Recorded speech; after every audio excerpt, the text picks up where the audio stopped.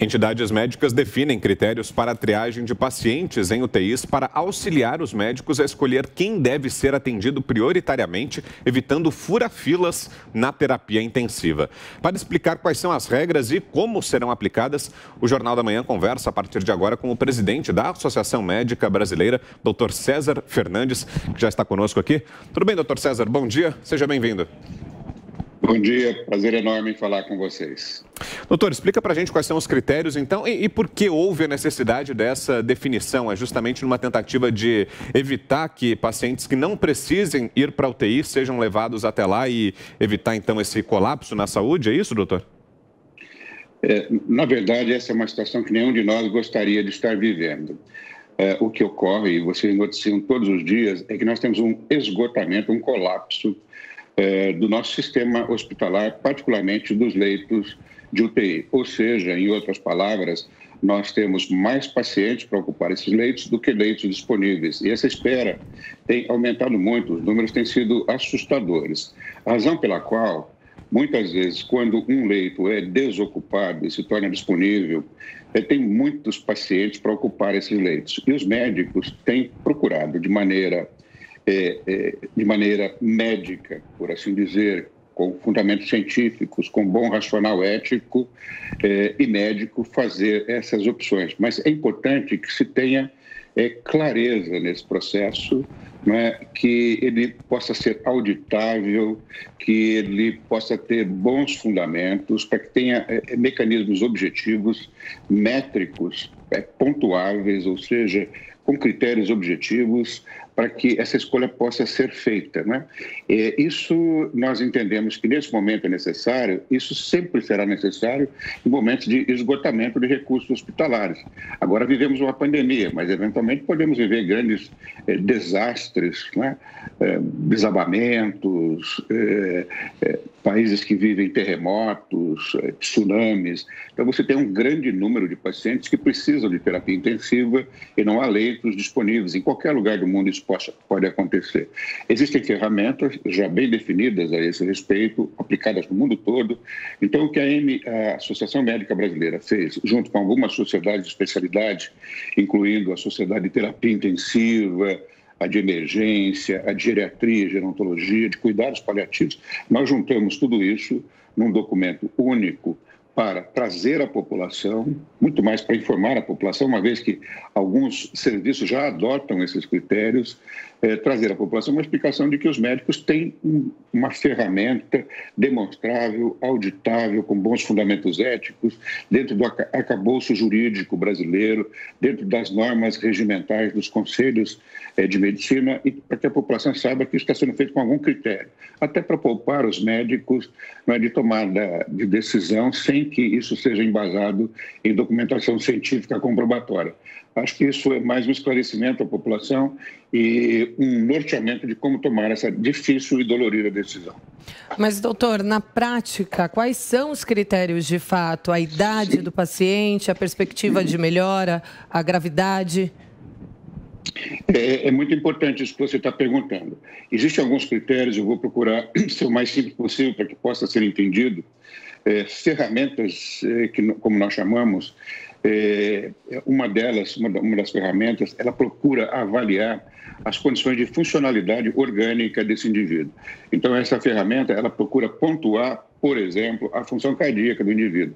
O indivíduo pode ter uma função cardíaca normal ou uma função cardíaca próxima da falência.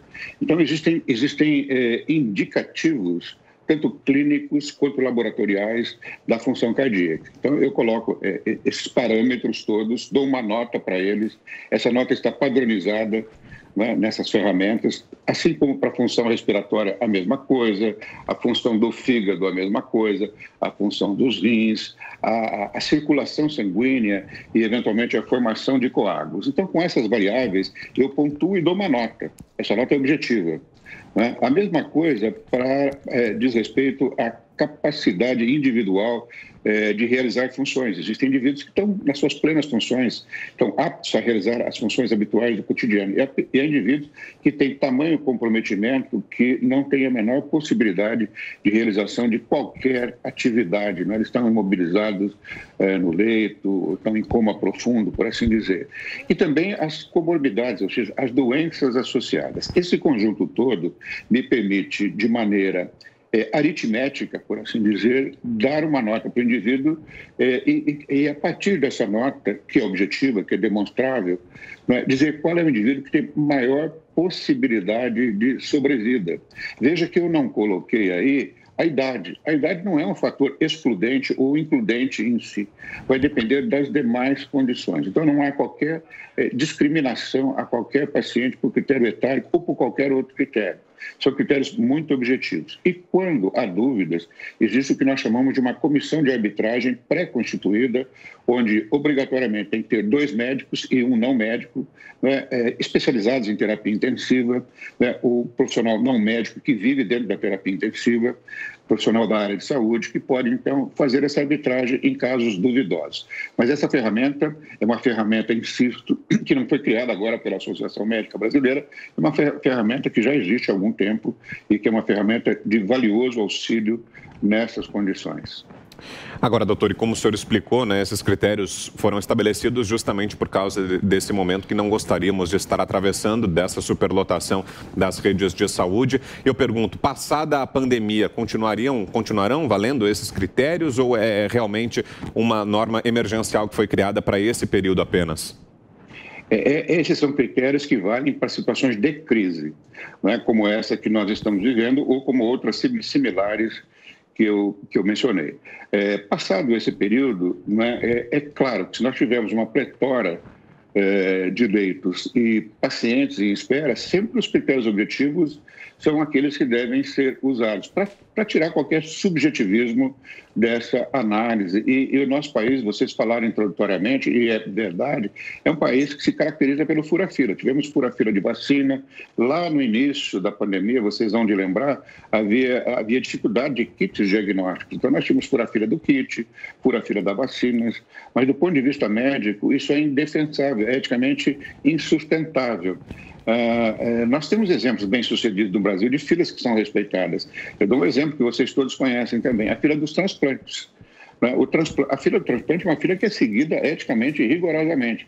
Não basta o indivíduo ser uma celebridade, ser uma pessoa de altas posses, uma pessoa influente, não. Se ela precisar de um transplante, ela entra na fila e todos os cidadãos são tratados de maneira igualitária e equânime. Assim tem que ser também nessas situações de esgotamento. O nome que se aplica aqui é esgotamento de recursos de saúde, que é a situação que nós estamos vivendo. Sempre que houver um esgotamento, por quaisquer que sejam as razões, esses critérios voltam à tona. Mas eu insisto que são critérios válidos para esse momento de crise. Embora o Brasil, é bom lembrar, existe uma precarização da saúde, que não é de agora.